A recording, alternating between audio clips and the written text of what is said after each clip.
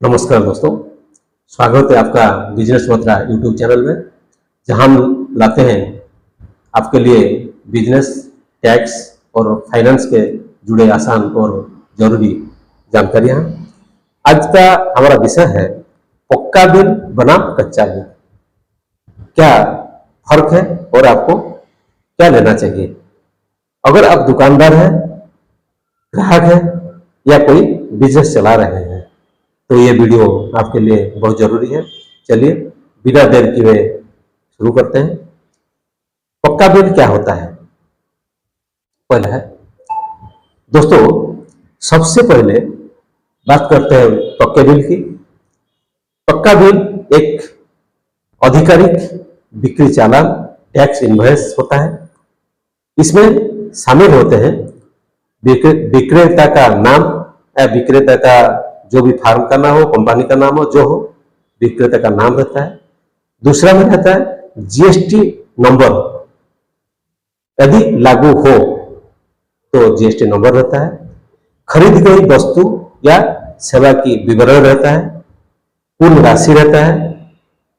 Tax की जानकारी जैसे सीजीएसटी, एसजीएसटी या आईजीएसटी। इसका मतलब है सरकार को टैक्स दिया गया है और आपकी खरीद कानूनी रूप से दर्ज हो गई है। इसे ही जीएसटी चालान, टैक्स चालान या पक्का बिल कहा जाता है, टैक्स इनवॉइस कहा जाता है। और हाँ, अगर आप जीएसटी रजिस्ट्रेशन के तहत है तो आपके पक्का बिल देना कानूनन और अनिवार्य है। कच्चा बिल क्या होता है? अब बात करते हैं कच्चे बिल की। कच्चे बिल एक अनौपचारिक खरीद या हिसाब किताब होता है, जिसमें ना तो जीएसटी नंबर होता है, ना ही टैक्स की जानकारी होता है और ना ही सरकार को कोई रिपोर्ट की जाती है।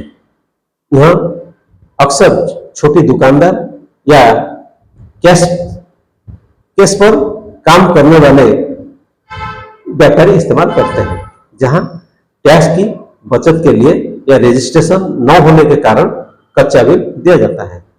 लेकिन ध्यान रखें, कच्चा बिल मान्य नहीं होता है। यदि आप कानूनी सबूत या इनकम टैक्स में क्लेम करना चाहें, पक्का बिल जरूर है। अब सवाल उठता है, हमें पक्का बिल क्यों लेना चाहिए? पहला, जीएसटी टैक्स भरने का सबूत।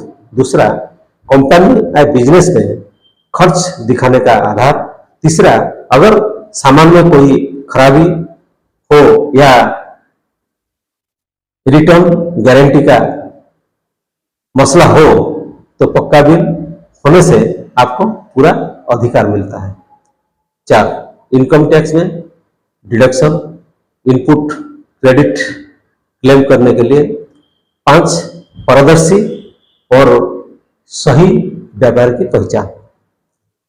सोचिए, अगर आपने 50,000 का मोबाइल खरीदा और पक्का बिल नहीं लिया तो बाद में अगर कुछ खराब हो गया तो आप क्लेम कैसे करेंगे?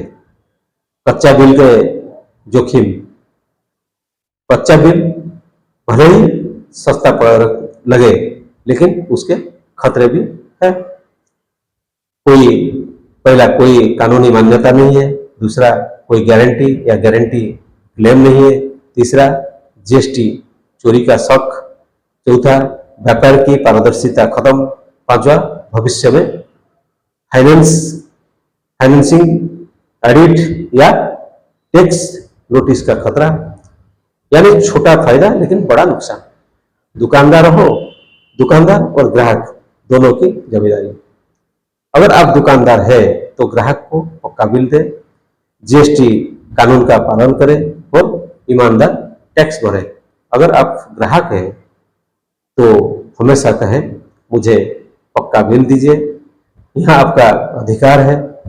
इससे सरकार को भी टैक्स मिलेगा और देश की अर्थव्यवस्था मजबूत होगी। तो दोस्तों, उम्मीद है आज का वीडियो आपको जानकारीपूर्ण लगा होगा। और हाँ, वीडियो को लाइक करें, शेयर करें और हमारे चैनल बिजनेस मंत्रा को सब्सक्राइब करना ना भूलें। चलते हैं, मिलते हैं अगले वीडियो में। अब तक के लिए भीम लो, भरोसे से चलो।